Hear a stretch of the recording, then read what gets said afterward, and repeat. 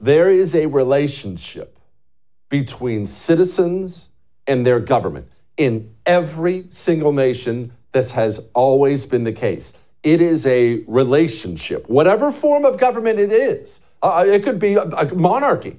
We could be talking about kings and queens and the peasants, or a constitutional republic, a representative republic like ours. Doesn't matter the form of government it is, there is a relationship between citizens and their government.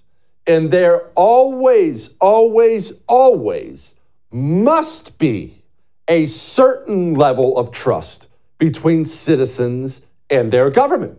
Otherwise, the whole relationship's going to blow up. Look, we'll take it back to personal real quick before we get to Kim Cheadle. In your personal relationship, if I stop at the gas station on the way home for some hot Cheetos with some of the cheese dip that I put on it, and I get home and the wife says, "Why are you late? 5 minutes late." She wouldn't do this. And I say, "I stopped over for Cheetos." She said, "No, you were probably out drinking or something somewhere." How long would the relationship last if that's what life was like? Every time she picked up her phone, she's on it. "Who are you texting? Is that another guy?" How long would it last? It's not going to last. It doesn't work. That's the kind of relationship we currently have with our government. And it's getting worse and worse and worse as the abuse from the government continues without end. I have been warning about the lack of trust, the loss of trust in our institutions for the longest time. In fact, I warned you time and time and time and time again during COVID, as every government institution was weaponized against you and only worked on behalf of the system. I warned all the people in power, you are separating yourself from the people. You are breaking the trust chain, and it is not easily repaired. And now here we sit. We are 10 days removed from the attempted assassination of the Republican nominee for president of the United States of America. And here's how it normally works. How it normally works when people come up with, I'm going to call them conspiracy theories, even though I don't like using this term anymore, but normally in the wake of anything, no matter what it is, it could be an earthquake, but especially things like assassination attempts, man-made horrors, man-made things. In the wake of anything, it is human nature to start coming up with conjuring stories in your mind about what may have happened, what did happen. It was the grassy knoll. That's a very human nature thing. But over time, the JFK assassination aside, over time, most of those theories, while they'll always still exist on some level, they tend to kind of fade away with the passage of time. They just don't last. Why is that? Why don't they last? Because as information, as new information is revealed, as information is provided by the people, provided to the people, I should say, the people will see clearly, oh, okay, we have this document, we have this video, we have this audio. No, I read it myself. Okay, never mind. As the truth is revealed, the conspiracy theories tend to fade away. But we have a really big problem here with the assassination attempt of Donald Trump. What happened that day? I don't know. And you know I don't ever bring you wild theories I have unless I tell you they're wild theories. I don't do that. I would never try to mislead you. I give you my honesty about what I feel about things. What happened that day? Was it a deranged, nut job, lone gunman commie who wanted to blow Trump's head off? Maybe. Certainly could be.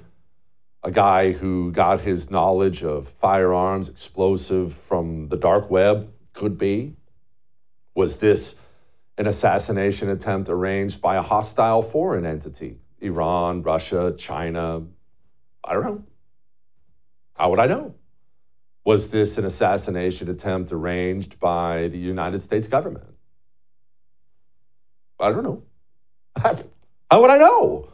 Look, when the Secret Service director sits in front of Congress and is asked about basics like the radio communications and answers like this, well, how am I supposed to know? Does the Secret Service routinely record communications between and amongst detail? Radio communications? Any communication. Email communications are captured, as well as text messages, and then depending on the detail, radio communications are recorded.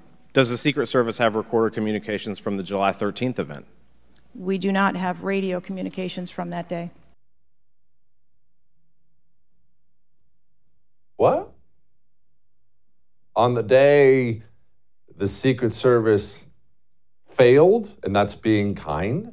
You know, look, as we go through the different theories in our head, the Secret Service failing is the nicest thing we can say. You don't have the radio recordings of that day? What happened? Did they get lost right next to the Epstein files the FBI recovered from his home? Where are the radio communications from that day? Why don't we have them? These are the things that lead to theories. Theories that have people, myself included, going all over the place. What happened that day with the Secret Service, with the United States government? Why would they allow him to have a rangefinder? Did he have a rangefinder? There were some reports that the individual had a rangefinder. That would certainly raise my suspicion. Did he have a rangefinder? Yes, he did, but may I explain that at a number of our sites, especially when you're at outdoor venues, a rangefinder is not a prohibited item. It is sometimes an item that is brought in by individuals if you're going to be in the back. Did anybody confront him on that? Anybody ask him questions? What are you doing with the rangefinder? Anybody confront him on his presence where he was in proximity to the president? So again, to my knowledge, I believe that was the process that was taking place, was to locate the individual. Did they confront him? Did they go up to him? Did they talk to him? I do not have those details at this time. Those are important details. This is how theories gain legs. Why doesn't the Secret Service director, well, former Secret Service director, she resigned this morning, why doesn't she know anything? Or does she know everything and she's lying? Keep in mind, we are not 9 minutes since this time. This is 10 days ago now. Yesterday it was 9. When she was giving this testimony, she was 9 days removed. 9 days is an eternity. Rapid fire investigation, timelines laid out. Did you hear her answer about the basics, like the timeline? Why was Crooks able to fly a drone over the entire area the day of the rally and the day of his assassination attempt? To my knowledge, he did not fly the drone over the entire area. How did he fly a drone over the area, period? Any part of the area? Again, I would have to go back and check the timeline of when that took place. Do you have a timeline do you have a timeline at all from any of the day? I have a timeline that does not have specifics. What? You've seen a timeline, right? I mean, I don't want to do any amateur artwork here on the show, but you've seen a timeline? You know what a timeline looks like? It's a line. You know, that's why they call it a timeline. And on the timeline, they have times, dates. 9:30 a.m., July, 10:30 a.m., July. That's a timeline. If there aren't any specifics on there, then it's not a timeline at all. It's just a line on a page. She really doesn't have any specifics, or she does, and she's lying. Who's covering up what? Or is nobody covering up anything?